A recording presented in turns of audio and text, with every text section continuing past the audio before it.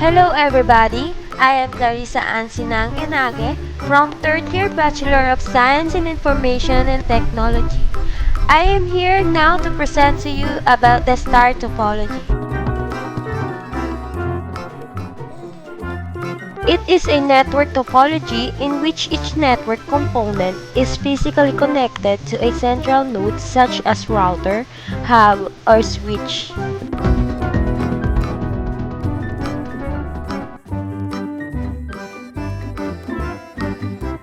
In a star topology, the central hub acts like a server and the connecting nodes act like clients.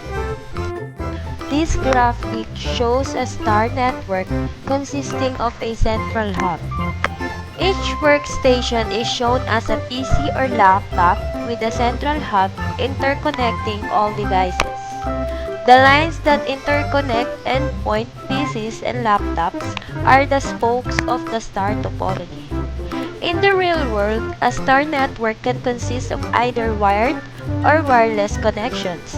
In this specific case, each spoke is connected to a hub by a wired connection. Now, I'm gonna show you a video to know more about star topology. After the bus topology very early on that we saw in another video, it looks like this. We began to get pretty smart because there's something that's going to happen here. What happens if this cable breaks at any point? We have a short circuit or an open circuit anywhere in this? Well, what happens is that everybody goes down. The entire network goes down. Well, let's fix that problem by putting in the star topology. So let's just take a central device called a hub, and we'll connect all the computers to the hub. Now, if this line goes down from, say, this computer to the hub, that computer is off the network, but all the other computers can continue to talk all they want.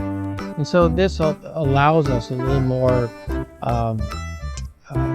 leeway here in a little robustness in our network. Our whole network doesn't go down if one computer goes down.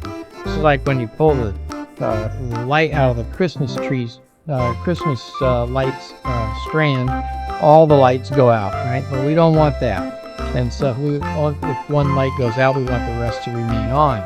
Well, that's kind of what's going on here. Now, the way that the hub works is that as this computer sends data into the hub, this hub is all these things are tied together in here. And so that signal goes out all of these other ports. Now, I have them all, it looks like they're all tied into the same port, but of course they would be in different ports. And so it's going to go to every computer if it comes out for one computer. Well, what's that remind you of? Well, that reminds you kind of the bus back here, where if this computer sends something, then the signal goes to all of the other computers. So what we have here is a physical star, which gives us that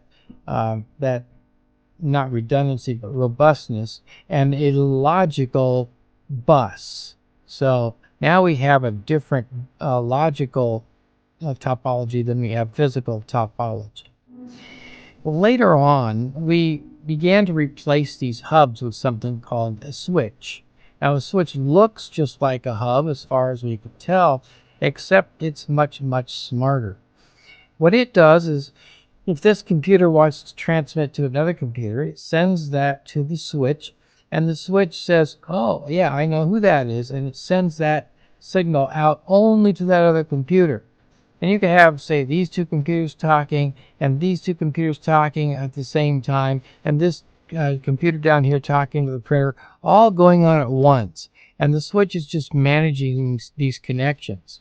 Now what we have is a physical star and a logical star. Because our collision domain, remember that we said that back here, this is all one big collision domain. Well, the same thing is happening here. If this is a logical bus, then anytime two different computers send something out, we're going to have a collision. And so this is all one big collision domain. But here with the switch, we no longer have everybody hearing it. And so we no longer have one big collision domain.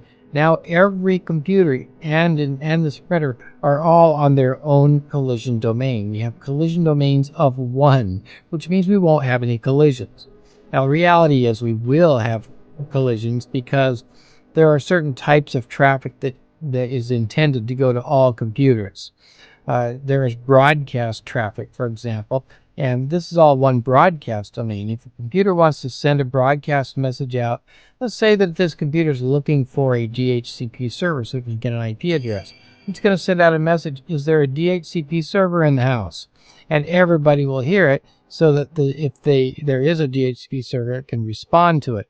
So in the case of that broadcast message, yes, there could be collisions. There could also be collisions when the switch is seeking for who owns a particular address. Let's say that this computer wants to talk to this computer, but the switch doesn't know the first time I just plugged this computer in, it doesn't know where that computer is. And so it has to send a message to everybody saying, hey, who is this? And so then when this computer responds, it's okay, now I know, and now I can send it when I want. Well, during that time that this switch is sending it all out to everybody else, there could be collisions during that period as well. So there are times that we will still have collisions, but for the most part, we will not have collisions in the case of a physical and logical star, which today we almost always use switches. Very rare do you actually see hubs anymore.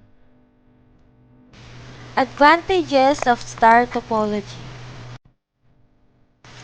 High speed, highly scalable network, high efficient, centralized network management, safe to use, no point-to-point connection, highly reliable.